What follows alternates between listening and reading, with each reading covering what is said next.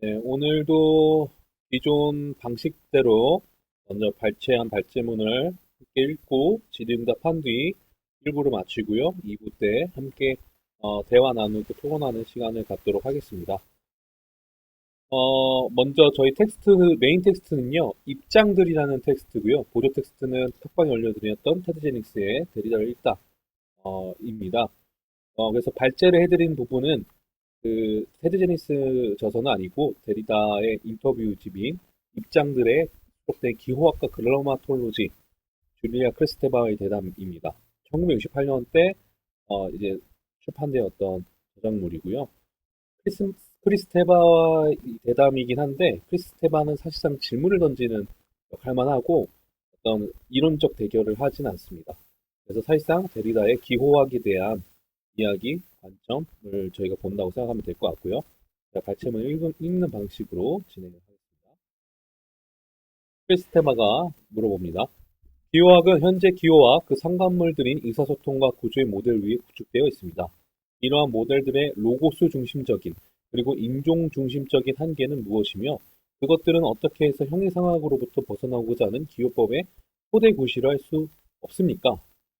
데리다 나는 그렇게 생각하지 않지만 어느 순간 형이상학으로부터 간단히 벗어날 수 있다고 가정한다면 기호라는 개념은 이러한 의미에서 구속임과 동시에 진보로 나타낼 것입니다. 왜냐하면 그 토대와 함축적 의미로 인해 기호라는 개념이 형이상학적이며 또한 스토아적이고 중세적인 신학과 체계적으로 연결되어 있는 이상 그것에 부과되었던 작업과 치환은 그리고 흥미롭게 그것은 그러한 작업의 도구이기도 했습니다. 한계가 지어진 효과들을 지닐 수밖에는 없었기 때문입니다. 즉 그 효과들은 기호라는 개념의 형이상학적 귀속을 비판함과 동시에 이러한 개념이 태어나서 복무하기 시작했던 체계의 한계를 나타내고 그 틈을 열어놓게 해주어서 어느 정도까지는 고유한 토양으로부터 기호를 떼어놓게 합니다. 이러한 작업을 가능한 한 멀리 수행해야 하지만 실제 어느 순간에 그러한 모델이 지니는 로고스 중심적이며 인종 중심적인 한계를 만나지 않을 수 없습니다. 아마도 이 개념을 포기해야 할 때는 바로 이 순간일 것입니다. 그렇지만 이 순간은 결정하기 매우 힘들 뿐더러 결코 순수하지 않습니다. 기호라는 개념의 비판적 자원들이 소진되고 모든 영역들과 문맥들에서도 똑같이 그래야만 합니다. 그런데 불규칙적인 진전들과 특정 문맥들의 필요성으로 말미암아 이러한 모델 A의 의지가 전략적으로 불갈결해짐은 연구가 가장 진척된 시점이 이르면 이러한 모델에 의지하는 것이 하나의 장애로 기능할 것이 주제 사실이겠지만 불가피합니다. 네, 이 문단을 제가 한번 이해한 바로는 우리가 사용하는 기호, 즉 언어가 형이상학에 오염되어 있지만 역설적으로 형이상학을 파괴하기 위해서는 그 기호와 언어를 사용할 수밖에 없다라고 얘기하는 것 같습니다. 탈근대적인 사유로 하는 사상가들은 형이상학 비판을 작업에 기획을 하겠죠. 근데 그것의 전형적인 사례가 언어인데 하지만 언어를 사용을 할 수밖에 없잖아요. 저희가 살아가면서. 그래서 그 언어를 사용해서 오히려 또 형이상학을 비판하거나 해체할 수밖에 없다라는 문제 설정을 해주시는 것 같고요. 기호 개념으로 비판 작업을 계속하다 보면 기호 자체가 서구 백인 남성, 이성, 음성 중심. 여기서 사실 남성이란 표현을 대리가 쓰진 않았어요. 서구 백인 중심주의 그리고 여기서 이성은 로고스입니다. 음성 중심 논리라는 한계를 만납니다. 이 후술되는 문단들에서 발견하는데 사실 그 로고스가 갖고 있는 헬라어의 의미가 이성뿐만 아니라 음성. 그래서 요한복음 1장 보시면 태초에 말씀이 계시니 할 때 그 말씀이 그 로고스로 되어 있죠. 그래서 그런 음성 중심 논리라는 한계를 만난다. 그럴 때는 그거를 이제 해체해야 되지만 그래도 기호가 전략적으로 필요하다라고 이야기하는 것 같습니다. 데리다가 이야기합니다. 계속. 일상 언어는 결백하거나 중립적이지 않습니다. 그것은 서양 형이상학의 언어이며 모든 종류의 상당한 수의 전제들뿐만 아니라 그것들과 분리될 수 없으며 조금만 주의를 기울여 보면 체계로 짜여진 전제들 또한 포함하고 있습니다. 그렇기 때문에 다른 한편으로 다음과 같은 결과가 생겨납니다. 기호의 물질적 측면과 기호의 내용적 측면 사이의 엄격한 구분의 유지가 기호의 내용적 측면과 개념 사이의 일치는 기의 개념을 그 자체로 사유와의 단순한 현장 속에서 언어와는 독립적으로, 즉 기표들의 체계와는 독립적으로 사유할 수 있는 가능성을 이론적으로 열어놓습니다. 이러한 가능성을 열어놓음으로써 그리고 그러한 가능성은 이미 기표 기의 대립, 다시 말해서 기의 원칙 자체에 내재하고 있습니다. 소시르는 우리가 방금 전에 말했던 비판적 성취들을 부정합니다. 소시르는 그 자체로 그 본질에 있어 어떤 기표도 참조하지 않으며 기호들의 연쇄망을 벗어나는 어떤 순간에 이르면 더 이상 기표로서 기능하지 않는 내가 초월적 기이라고 부르기를 제안했던 것에 고전적 요구에 순응하게 됩니다. 그러니까 기표랑 기이를 되게 구분했다라는 맥락 같아요. 그러한 초월적 기이의 가능성을 문제 삼으면서 모든 기의는 또한 기표의 위치에 있음을 인정하는 순간부터 기표와 기호 사이의 구분은 그 근원에서부터 의무시됩니다. 소시르라는 세상학자가 기표와 기의를 엄격하게 구분을 해서 기표, 즉 말이나 이 글 없이도 존재하는 순수한 기의, 의미, 진리가 따로 있을 수 있다고 여기게 한다라는 겁니다. 기표라고 하는 것은 어떤 의미를 전달하는 모양이고, 그리고 그 기의는 의미, 보통 이렇게 저희가 알고 있잖아요. 그렇다고 했을 때 데리다는 이것이 이제 구분이 되지 않는다라고 얘기하는 것 같고, 소시르는 이것을 엄격하게 구분을 함으로써 기표가 없이도 존재하는 기의, 그거를 데리다는 초월적 기의라고 비꼬는 것 같아요. 이렇게 구분하는 것 같습니다. 하지만 결국 모든 기의는 또 다른 기표일 뿐이다. 언어 없이 존재하는 초월적 기의, 진리는 없다라는 거죠.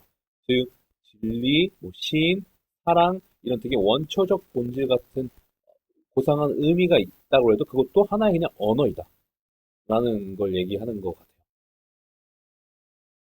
그가 음성적 실질을 보류시켜야 할 필요성을 인정했다 하더라도 소시르는 본질적인 그리고 본질적으로 형이상학적인 이유 때문에 말에 특권을 부여했으며 또한 기호를 음성에 연결시키는 모든 것에 특권을 부여해야만 했습니다.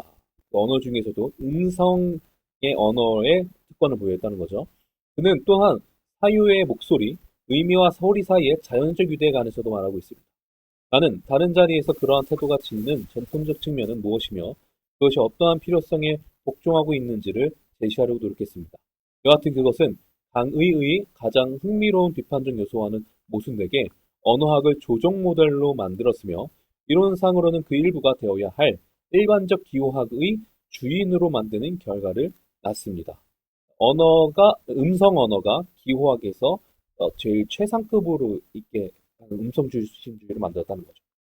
자의성의 주제는 이렇게 해서 그 풍요성의 방향으로부터 이탈되어서 위계질서적 목적론을 향하게 됩니다. 이게 되게 데리다 비판한 점이라고 읽었습니다.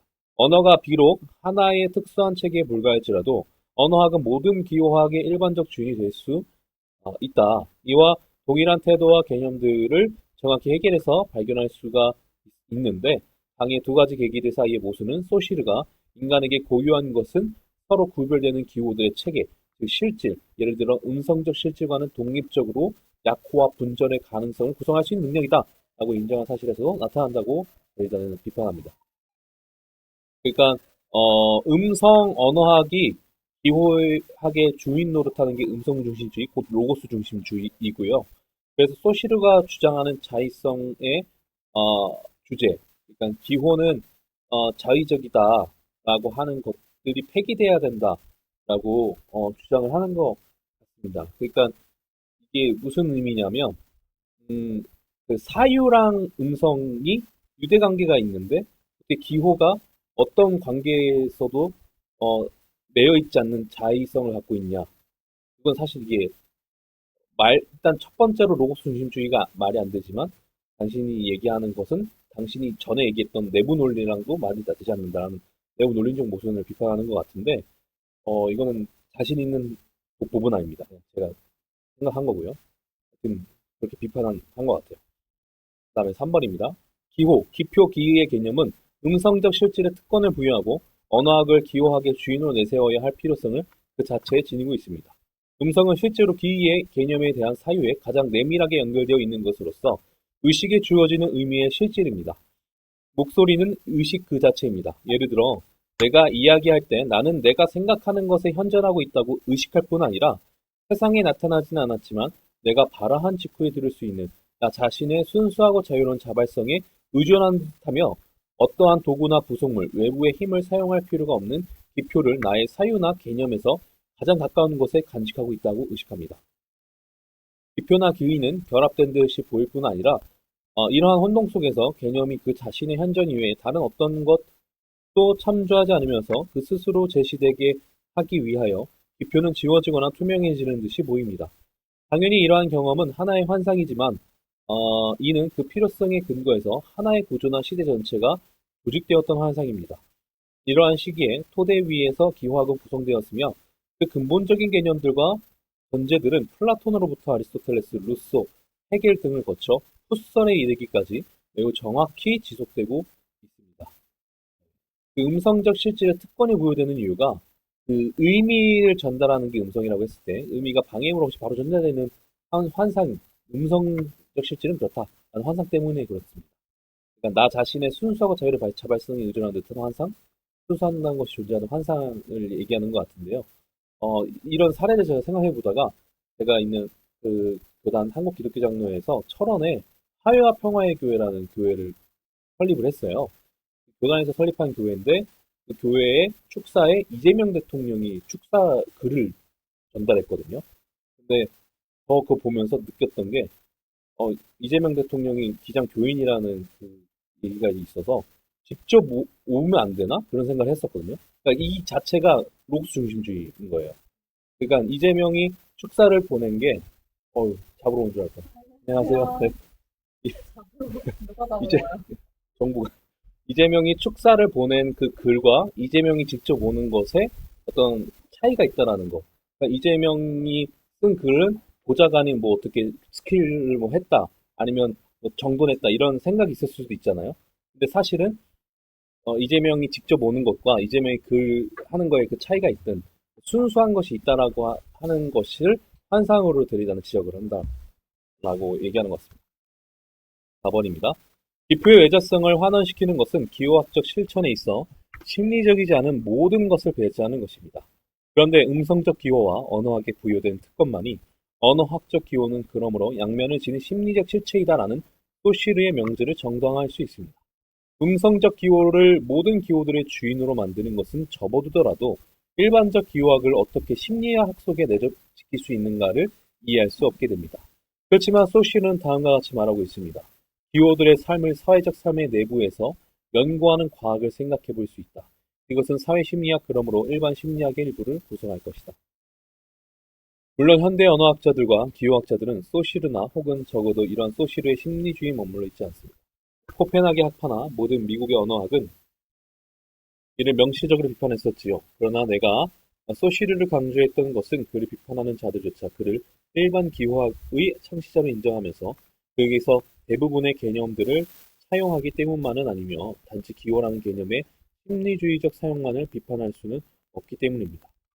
기호의 모델을 짓누르고 있는 이러한 이중성은 그 모든 개념들, 특히 이행 과정의 의미의 작동과 이론상으로 분리될 수 없는 의미, 개념, 기의라는 대상의 동일성을 하나의 주체에서 다른 주체로 이동하게 하는 전달을 함축하고 있는 의사소통의 개념의 유기적 총체성과 더불어 기호학적 기도를 나타냅니다. 이 글을 이렇게 어렵게 쓰나 싶은데 의사소통은 주체들, 그 동일성과 현존의 의미의 작용 이전에 구성되는 그 주체들과 객체들, 기의 개념들 혹은 의사소통의 이행이 구성될 수도 이론상으로 변형시킬 수도 없는 사유된 의미, 그 객체들을 전제로 합니다. 즉 A는 C에게 B를 전달한다는 식이죠. 기호에 의해 발신자는 수신자에게 무엇인가를 전달합니다. 또한 당신이 환기시킨 구조의 개념의 경우는 틀림없이 훨씬 더 애매모호합니다. 모든 것은 구조라는 개념과 더불어 행한 작업에 달려 있습니다. 기호의 개념, 그러므로 기호학과 마찬가지로 그것은 로고스 중심적이며 인종 중심적인 확신들을 공고히 함과 동시에 뒤흔듭니다. 우리는 이러한 개념들을 폐기할 수 없으며 그렇게 할 방법 또한 가지고 있지 않습니다. 그러므로 기호학의 내부에서 이 개념들을 변형시키고 이동시키며 그것들의 전제와는 다른 방향으로 바꾸어 놓고 다른 연쇄망 속에 재기입하며 작업의 지평을 조금씩 변화시키고 그리하여 새로운 지형을 생산해내야 합니다. 다 이해 못했다라고 하는 발제자의 정직함이 담겨 있죠. 말미의 분위기만 파악을 해본다면 그 의미, 개념, 기 이것들을 타자에게 그대로 전달하는 구조로 의사소통을 파악하면 안 된다라고 할 수 있어요. 이걸 뭘 함의하냐면 우리가 말을 할 때 어떤 의미를 그냥 딱 공 던지듯이 딱 직선으로 전달하는 걸로 생각하지만 그 전달하는 과정에서 다양한 어떤 교차, 그 왜곡, 그 변화가 일어난다라는 거를 직접적으로 언급하지 않았지만 좀 뭔가 거기 함의되어 있지 않을까라는 생각이 들었고 그리고 마지막에 크리스테바가 환기시킨 구조의 개념 그 마지막 문단은 또 이제 어떤 캠페인을 얘기하는 것 같고요. 형이상학적으로 오염된 기호학, 음성과 의미가 순수하다고 여기는 서구 의사소통 방법 중심의 형이상학적 논리 이 기호학을 내부에서 계속 오히려 또 기호를 사용하고 비틀고 교란시켜서 형이상학이 작동하지 못하게 만들어야 한다라고 하는 그런 정치적 전략을 또 얘기하고 있습니다. 어떤 언어 자체가 형이상학적으로 오염됐지만 하지만 그 언어를 또 계속 사용함으로써 형이상학을 해체시키는 또 그런 전략이 있다라고 하는 것 같습니다. 그 음성과 의미가 순수하다고 여기는 서구 의사소통 방법 중심 형이상학적 논리. 그러니까 보통 우리가 포스트 모던 하는 탈근대 사상가들은 어떤 근대의 또 근대 이전의 서구 사상을 연속적으로 계승한 사상적 지평에 대한 해체를 보통 얘기하잖아요. 근데 여기서의 형이상학이라고 하는 것은 기호입니다. 근데 이 기호 중에서 음성, 그다음에 어떤 순수한 본질적 의미가 형이상학적으로 있다고 여기는 의사소통 방법이라고 할 수 있습니다. 이게 여러 피식민지를 만들었던 유럽의 주요 유럽가 만들고 유럽의 어떤 특정 국가들이 다른 국가를 재현하는 방식에서도 보통 많이 나타나죠. 어떤 특정 민족은 어, 언어를 기록하는 습관이 없는 정말 그냥 음성만 하는 저기가 있었는데 어, 이 식민 지배를 받고 나서부터 영어가 들어오고 식민지의 언어가 들어옴으로써 이 사람들 순수한 문화가 깨졌다라고 하는 게 어떻게 보면 식민지 비판하는 것 같지만 반대로 그런 그 문자보다 음성을 더 우월시하는 그러니까 서구 의사소통 방법 중심적으로 그 사람들 재현하고 같이 판단하는 그런 진보 담론에서의 자의 형이상적 논리가 있다라는 비판점인 것 같습니다. 시스테마가 또 물어봅니다. 비언전의 새로운 구조로서 문자는 무엇입니까? 차이로서 글쓰기는 무엇입니까?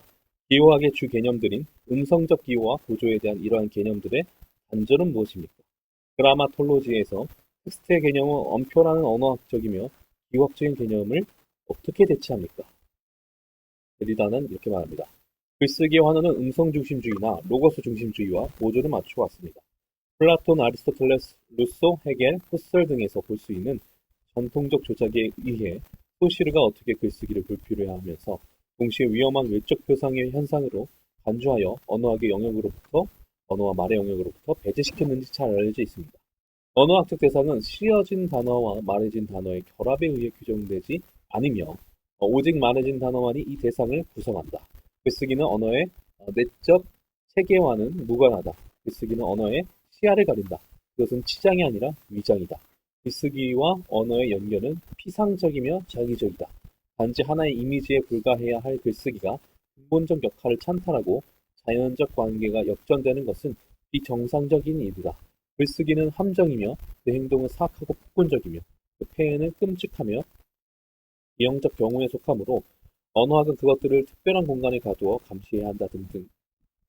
당연하게 글쓰기에 대한 이러한 표상적 인식은 소시르가 그의 연구를 한정시키고자 하는 음성적 단언적 글쓰기의 실행에 연결되어 있습니다.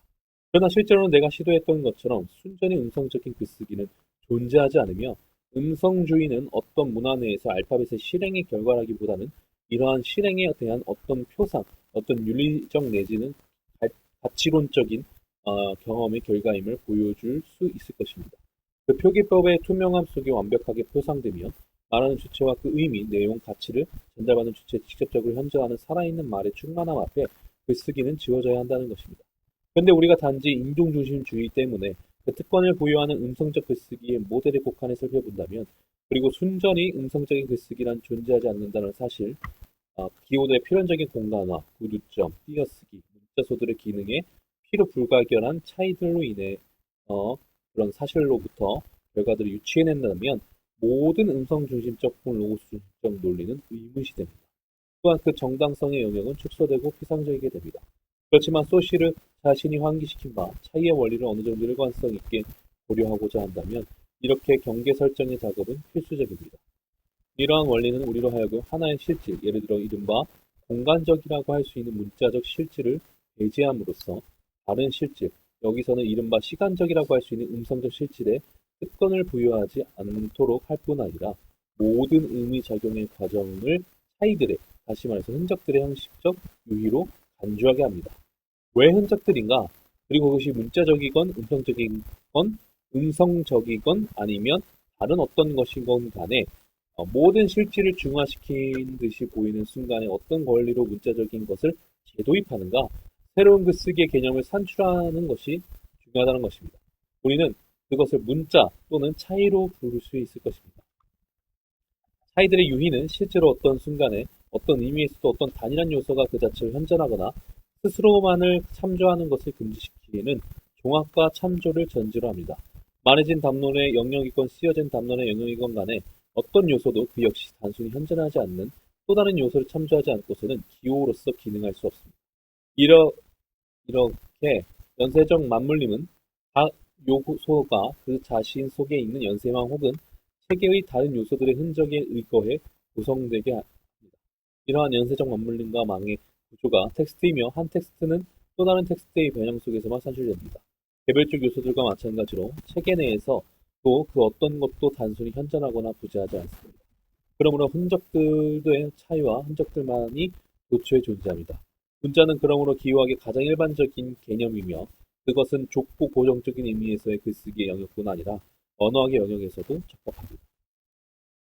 이러한 개념의 장점은 그것이 어떤 해석적 문맥에 둘러싸여 있기만 한다면 다른 어떠한 개념적 요소와 마찬가지로 그것은 의미하지 않으며 그 자체로 만족하지 않기 때문에 그것이 원칙적으로 기호의 음성주의적 성향을 중화시키며 그 중요성에도 불구하고 아직까지도 어둠 속에서 버림받았던 문자적 실질을 모든 과학적 영역으로부터 해방시킴으로써 그것을 실제적으로 균형 잡는 점입니다. 이렇게 긴 얘기는 결국에는 어떤 단어나 기호가 독립적으로 의미를 못 가진다. 차이가 있어야 된다라는 걸 좀 이해했습니다. 골드체를 제친 자리에 그런 내용이 있다고 생각했는데 차례 들면 김석원 간사가 되려면 이수경 연구원이 있어야 합니다. 그러면 그 차이가 발생한 차이로 그 존재가 존재될 수 있게 하는 그 원리가 작동하기 때문입니다. 차이로스 문자는 그러므로 현존 부재의 대립에 의해 더 이상 사유될 수 없는 구조입니다. 차이는 요소들이 서로를 참조하는 차이들 혹은 차이들의 흔적에 그리고 공간화의 체계적 유의입니다.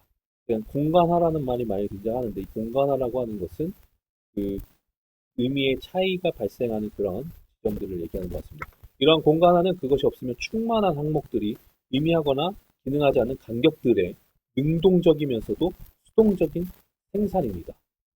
그것은 또한 언어, 연쇄, 시간적이고 선조적이라고 말했던 연쇄의 공간화, 그것만이 글쓰기와 말과 글쓰기 사이의 모든 상황과 서로의 이동을 가능하게 하는 공간화이기도 합니다. 저는 여기서 시간적이고 선조적이라고도 말했던 이것도 중요하다고 생각합니다. 그러니까 이 공간화라고 하는 것은 계속 시간적인 거, ing로 계속 이렇게 생산되고 있다라는 의미도 있다라는 걸 이해했고요.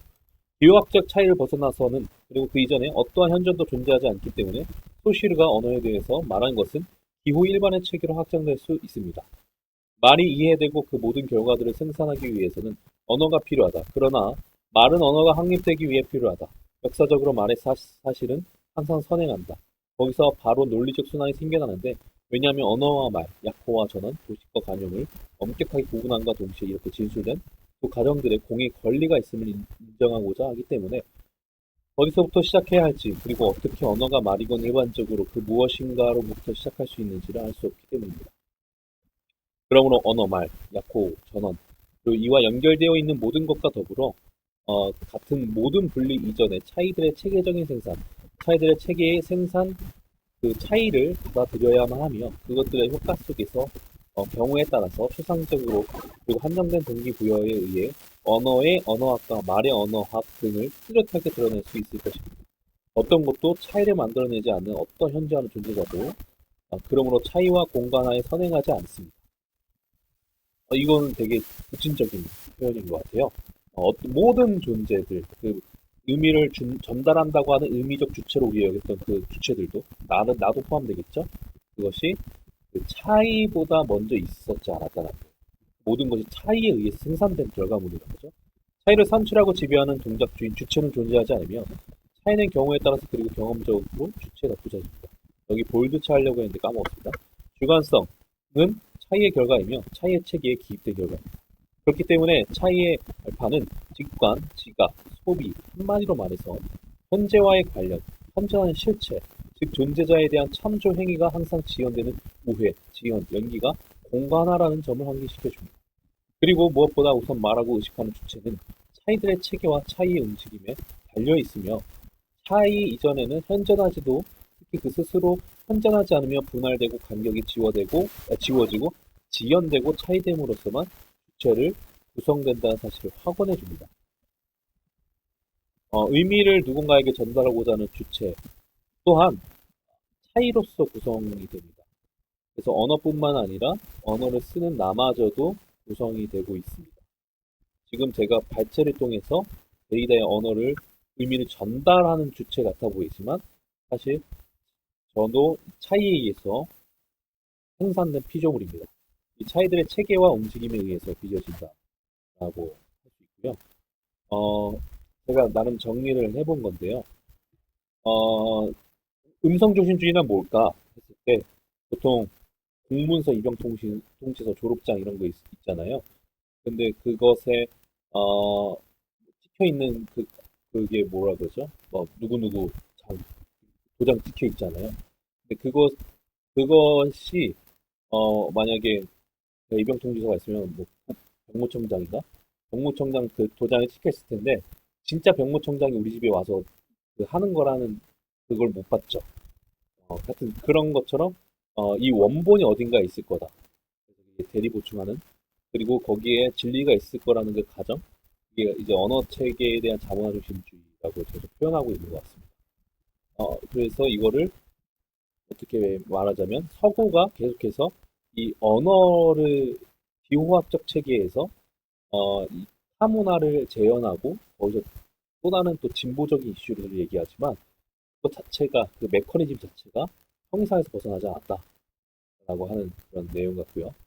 그리고 이거를 굳이 성경 말씀으로 대입을 하면 저희 기독교 정치사연구소니까 태초의 말씀 음성이 있었고 그로 말미암아 세계가 지어진 게 아니라는 거죠. 요한복음 1장에 나오죠. 그 말씀이 로고스가 있었는데 그로 말미암아 세계가 지어졌다고 하는데 하나님의 음성이 세계를 지은 것이 아니고 음성이든 문자든 그 사실상 모두가 다 기표다. 음성이 위고 문자가 위고 하는 게 아니라 기호라는 것도 결국 다 기표다. 기표와 기호를 명확히 구분할 수 없다. 소시르는 그렇게 해서 실수를 한 거다. 라고 얘기하는 것 같습니다. 다만 기표들만 있는 이 세계에서 기표 사이에 끊임없는 차이가 발생합니다. 왜냐면은 기호가 없어요. 그러니까 기호라고 하는 건 순수한 의미거든요. 순수한 의미와 진리, 진실, 원본, 그 순수한 텍스트, 예적 의미 이런 것들이 없기 때문에 기표들 사이로만 나열되어 있는 세계고 그 기표들 사이에 끊임없는 차이가 생길 수밖에 없습니다. 원본이 없어서.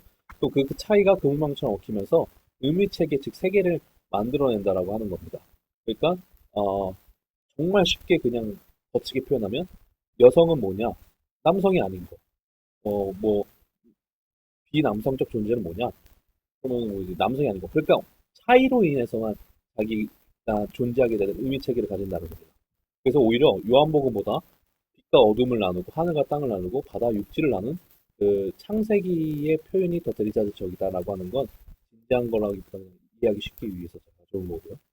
그리고 또 이거를 굳이 또 대입을 하면 이 보통 기독교 교리에서는 시인이 혹은 신에게 감동된 저자가 성서를 썼다고 하지만 사실 신이 성서를 쓴 게 아니라 성서가 신을 만들어낸다 라고 보는 것이 데리다가 이야기하는 구조적 관점에서 의미를 이해하는 거 아닐까라고 생각을 해봤습니다. 그러니까 세계가 선지하고 언어가 그걸 묘사하는 게 아니라는 겁니다.